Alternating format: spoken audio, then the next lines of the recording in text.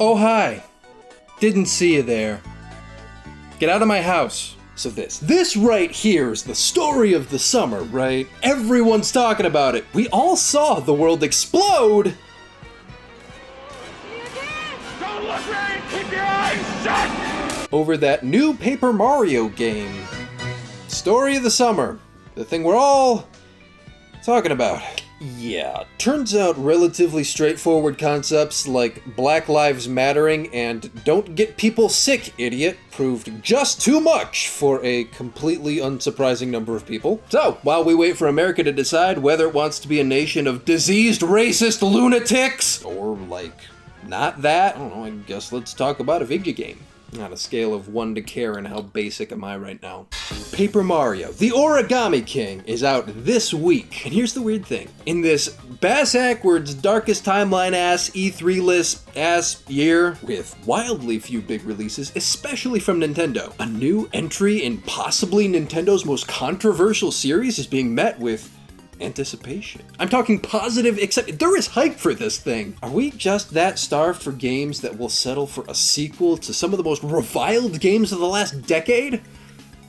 No, not really. There is way more to this story. That's why I'm making a video, you see. Context, 2001, Paper Mario, or Mario Story if you're Japanese.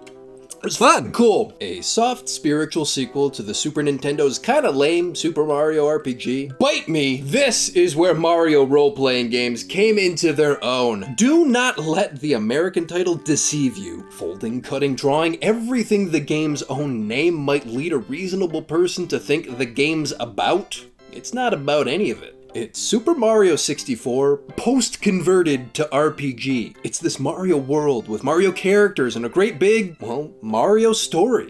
Do you feel me? See, the paper in Paper Mario is purely branding. Against this 3D world, all these 2D sprites, they look kind of papery, right? That's all it is, a wink to the camera. And I know I'm harping on the name, trust me, this becomes important. More context, 2004, Paper Mario The Thousand-Year Door. It was fun. Cool! Same formula as before, same gameplay, same battle system, shockingly few innovations, save for one big change. New localization team. Totally different vibe. A new, darker world, better, more instantly endearing characters, a funnier, more heartwarming Mario story. And also my favorite game ever. No use burying the lead on that one. Paper Mario The Thousand-Year Door. Scotty's favorite game. Admittedly, this one's a bit more papery. The bosses are papercraft. Mario folds himself into paper boats, paper airplanes, but again, in less a thank God for your lithe, papery form kind of way. More like, wow, it's kind of gross that you can contort your human body like that, Mario. Still a fun aesthetic. Story's more important though. God, it was fun while it lasted. Even more context, 2007, Super Paper Mario. It was fun. Cool. No, screw you. Yes, it was. New, weirder world. Weirder, more weird characters. And yeah, a funnier, more heartwarming Mario story. But oops, all innovation. People didn't appreciate this one. It was more Super Mario than Paper Mario, if you get me. Still, totally solid genre-bending platformer with a completely brilliant core gameplay loop anchored by a really sad love story. That's enough for me. I'm easy like that. But the rest of us whined about it, and whining to Nintendo doesn't necessarily fall on deaf ears, just crazy people ears. Some things are just true. Monkeys sling poo, all energy in the universe hurtles toward entropy, and Nintendo misses the forest for the trees. What I'm saying is everything that happened next is our fault. Still more context. 2011, Paper Mario Sticker Star. It's fine. It's different. Little rough around the edges, literally. Kinda, someone slipped the X-Acto knife on this one. Not fun. It sucks. Everyone hates it. I hate it. You watching this, you probably hate it. Unless you're one of my friends watching this out of a misplaced sense of obligation and loyalty, in which case I love, value, and appreciate you. Let's hang out soon. How's your 2021 look? I've taken craps less crappy than this. I'm sorry. Sticker Star is just such a crap, misguided, crap game. It sucks the wit right out of me, and all I can do is deflect. I tried to flush it from my brain. Smaller crap world? Precisely one new crap character? Mario story? Who? What? All we got is crap. You want crap? We got crap. We're Nintendo. We get it. It's hard to see the forest with all the fucking trees in the way. Y'all didn't like the last one? The one with the wacky cast and the moving, sweeping story? Gone. All gone. Or the role-playing didn't do it for you either? It's good to be honest about these things. That's gone too. Alright, so what's left? We got paper. Stickers go on paper. Maybe like each attack could be its own sticker, and then it's gone forever. Of course, that'd make actually getting into battles strictly disadvantageous. Crap! No content, only context. Hashtag NerdSync 2015. Paper Mario.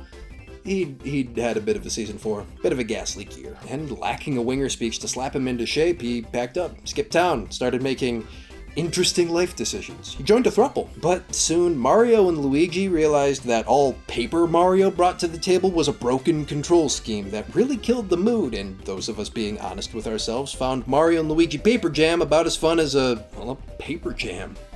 Can I get some belated Fs in the comments for Alpha Dream though? That just sucks. So, Paper Mario did what Paper Men and Paper Crisis with no paper support network do.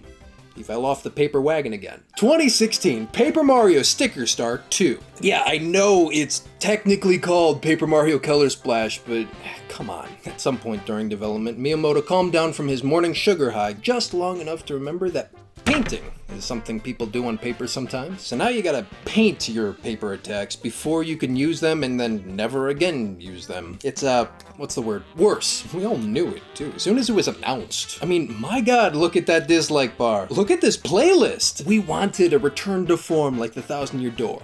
We couldn't have another Thousand Year Door, so we told Nintendo, hey, no thank you. Stop not making another Thousand Year Door. And for all anyone knew, all it did was help launch at least one YouTube career. Hell, lukewarm takes on Paper Mario, that's how I learned how to make videos. I even joined in the not entirely unproblematic tar and feathering with a bad, embarrassing, now privated, bad video. See, mediocrity seems to pervade the project at every turn. The goal itself is to splash color, as it were, and paint the land of not Isle Delfino back to normal. Well, how original. Are you guys even trying? Those last two were also for the Wii U! Arlo actually saw that one. Gave me some constructive feedback too. Solid dude, super nice. But again, for what? We didn't know if any of this would make a difference. It didn't. Past tense, because, well, now we know. And, yeah. It kinda did. Kinda. No more context. 2020. Paper Mario, the Origami King. You wanted new characters? Done. Brand spanking new. Right there in the title even. You said you wanted plot? We'll make you a fucking action movie. Yo, we got the word plot right in the trailer. Partners are back. Probably. Disposable attacks are gone. Probably. We're Nintendo. We listened, and goddammit, the fucking trees are still in the way. Look at them. Can someone move them? Yeah. Color me, unimpressed. I didn't know you could construct a trailer entirely out of red flags, but it did make a whole Yoshi game out of benign bullshit, so what the hell do I know? Again though, judging by the uncharacteristically overwhelmingly positive reception to the trailer, and I know they're not scrubbing comments because mine's still up there, I'm in the minority here. Everyone's like, we won. We got what we wanted, we did it! Forgive, forget, move on! It's the second coming of the Thousand Year Door! Paper Mario is great again! Let's jump back in. I wish I had that energy. Sounds like fun, but I'm sorry, no. 16 years of waiting for that 1,000-year rapture that just won't ever come has left me bitter and jaded, with a fine-tuned alarm system. And Paper Mario the Origami King has sent it into overdrive. Design that seems so impressed with its visual flair that it puts paper before depth. We've been here before. A trailer where all the story bits are suspiciously front-loaded. Color Splash tried to sell a paper-thin plot as a grand adventure unfolding too. It's the quippy dialogue about nothing of substance. It's the toads, my god, so many toads. And the announcement just 2 months out from the release date? That's actually fairly novel, and almost entirely a byproduct of the game industry trying to cope with the coronavirus. I'm still gonna call it a red flag though, because it conveniently doesn't give entitled fans enough time to make another completely insane change.org cancel the game petition. Guys, it's easy. Just don't buy products you don't believe in. I never even bought Color Splash. Yeah, and unless the reviews are stellar, I ain't buying Origami King either. Don't no one tell me I can't judge a game I haven't played. Judging games I haven't played so I can make informed purchasing decisions with my limited income is the point of game marketing. Gaming's an expensive hobby. I'm not just gonna throw money at something I think I'll hate. I know what I'm looking at. We've been here before. Look, you even start the game with 50 HP, just like Color Splash. You can see it. Seems like a small thing to call out, right? No. See, the charm of Paper Mario's battle system was this stripping down of RPG numbersing craziness. You start the game with just 10 hit points. You can inflict just 1 point of damage per turn until you can dish out 2 damage. Game changer. And way later, you can dish out 4. Get out of town with that! 50 HP? That's where you maxed out. Simplifying everything meant consistency. Precision, but never at the expense of deep strategy. The Thousand Year Door added this amazing wrinkle. Now you're putting on a show. A good show meant a bigger, more jazzed audience, which meant bigger, jazzier moves, which meant a bigger, jazzier show. But since then, Paper Mario's only gotten less consistent, less precise, less strategic, smaller, less jazzy. What this tells me is that if Nintendo's learned anything from our feedback, it's just the truisms. You know, story good, audience good, partners good. Maybe we should have been more specific. Specified that stories should mean things, that audiences should do things, that partners should have names. You know what? As a lark, in the spirit of the Origami King, for the remainder of the video, I'm not Boogie Woogie Doodle Boy. Hell, I'm not even Scotty. Me, well, the name's human person, and from one human person to another, God, I hope I'm wrong about any of this. I mean it. If this thing does, in fact, finally rapture us into thousand-year oneness, or offer something so new that I stop caring that it doesn't, I will giddily retract this entire video. I don't really see that happening, though. And I know I've wasted too much energy complaining about what Sticker Star, Paper Jam, Color Splash aren't. It's a failure to meet those games on their own terms, I'll admit it. But also, it's because of what the Thousand Year Door was. This magical, once-in-a-lifetime, how did they let anyone get away with any part of this kind of game? And now, I'm not really sure we remember why. So indulge me just a little longer. Here's what the Thousand Year Door means to me. Paper Mario, the Thousand Year Door, is one of the purest forms of wish fulfillment in gaming. And I don't say that lightly. How many of us growing up said, I want to be a knight, I want to be a wrestler, a pirate, a detective, an astronaut, I want to hunt for buried treasure. This is all of those things and like a lot more. Chapter 1's got you slaying a dragon, but it's actually a story about a kid with a good life, a girlfriend who loves him, but he's scared. Scared to leave his home, scared of the world that took his dad from him. He hits a breaking point. He feels the only way he'll respect himself is by picking up where his dad left off, by picking a fight with the biggest bully in the world. Yeah.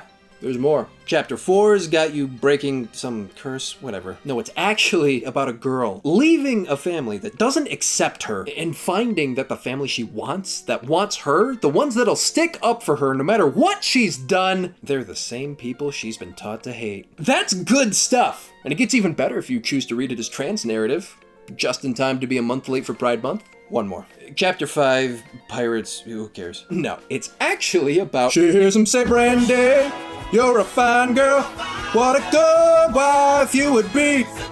For my life, my love, and my lady is a sin. Seagrams, you did not make that easy. And all of this is elevated by the mystery at the heart of it all. What's behind the Thousand Year Door? I remember my friends in elementary school pitching theories and jokes about what it could be.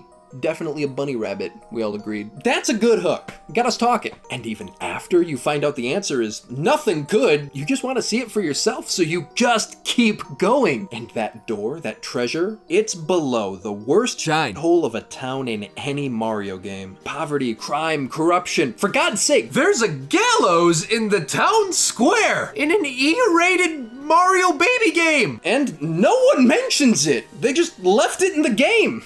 Thank God they did, that's the whole point. The door isn't the central symbol here. In the finale, it's the gallows, lighting up like a beacon, uniting the world against death. Just being in this world, you help its people overcome the systems knocking them down. It's literally a diamond in the rough story. In the scariest, darkest places, there's love. There's beauty.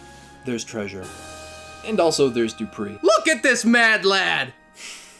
Now, did stickers give you that same rush? Did HD finger painting move you like that? Can origami provide anything like that? Wouldn't that be something? I want it to. It's just, I'm tired. I'm all out of hope. I'm an adult. I gotta let it go. I got like real things to worry about. Paper Mario's been bad longer than it's been good. Y'all tell me I'm wrong, guys, because I think I'm just gonna sit this one out. And if it really is that bad, let's just all commit to buy Bug Fables instead. Like, let's promise each other right now. By most accounts, Bug Fables actually kind of is that second coming I've been dreaming of. I just downloaded it. I'm beyond pumped to give it a shot. That's just where we're at. Our hopes and dreams had to go indie because Paper Mario hasn't earned back my trust. And I don't think it deserves yours. Guess I make videos about games too. Like that's just a thing I do now. Remember that Mario Maker vid I promised forever ago? Yeah, still happening. Hey, what do you think? Seriously, how do you feel about all of this? Hit me up in the comments! I mean, yeah, are you excited for or exhausted by this new Paper Mario thing, but also like, you know, in general. How you doing? You good? Can I get you anything? I'm about to run by the kitchen anyway. You want I should grab you a sandwich or something? I disinfected all my groceries. I let them sit for 3 days. You know the drill. COVID-free. Really? Nothing? Alright. I've been human person, and I will see you. I love you. Take care of yourself. Okay. Fun. Me?